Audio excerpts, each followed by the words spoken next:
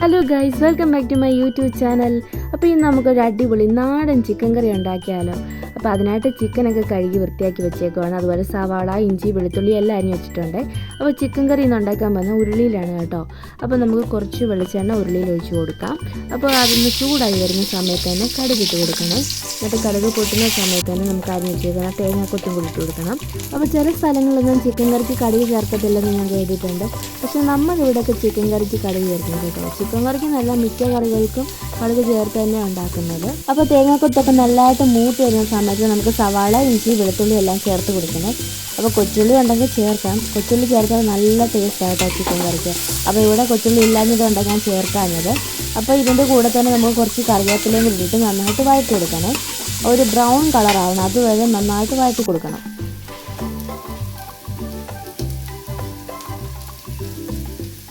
അപ്പോൾ നമ്മുടെ സവാളയൊക്കെ നന്നായിട്ട് വഴണ്ട് വന്നിട്ടുണ്ട്. അപ്പോൾ ഈ സമയത്ത് കുറച്ച് മഞ്ഞൾപ്പൊടിയും അതിൻ്റെ കൂടെ തന്നെ ഉപ്പും കൂടെ ചേർത്തിട്ട് നന്നായിട്ട് വഴറ്റിയെടുക്കണം.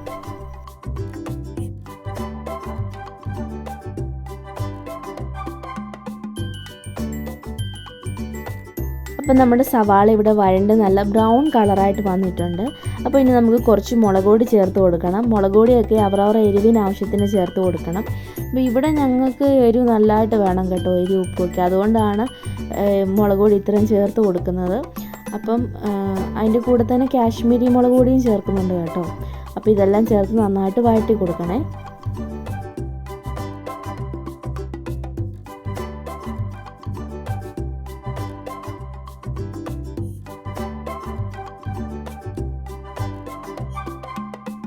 ഇനി നമുക്ക് കുറച്ച് മല്ലിപ്പൊടി അതുപോലെ ഗരം മസാലപ്പൊടിയും കൂടെ ചേർത്ത് കൊടുക്കണം.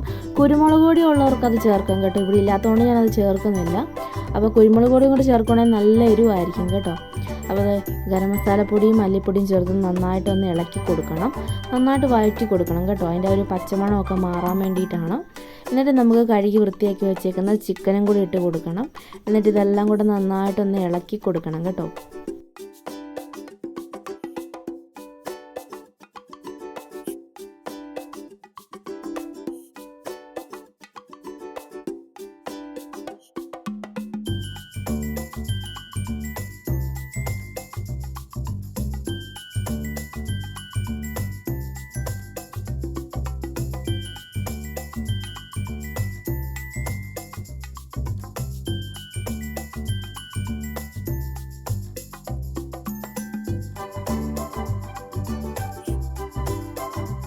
അപ്പോൾ ഇതുണ്ട് നമ്മുടെ ചിക്കൻ ഇവിടെ മസാലയൊക്കെ പുരട്ടി നന്നായിട്ട് വഴറ്റി വെച്ചേക്കുവാണ്.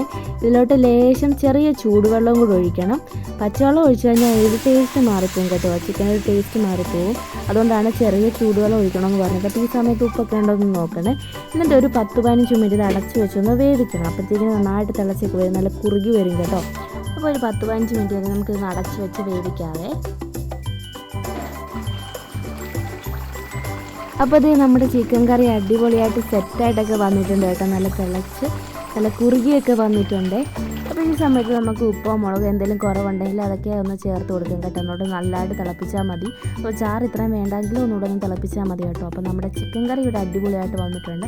അപ്പോൾ എല്ലാവരും ഒന്ന് ട്രൈ ചെയ്ത് നോക്കണം കേട്ടോ. ഇത് കപ്പയുടെ കൂടോ ചോറിൻ്റെ കൂടോ ചപ്പാത്തിൻ്റെ എന്തിൻ്റെ കൂടെ കഴിക്കാനും നല്ല ടേസ്റ്റാണ്. അപ്പോൾ എല്ലാവരും ട്രൈ ചെയ്ത് നോക്കണം. അപ്പോൾ ഓക്കെ, ബൈ.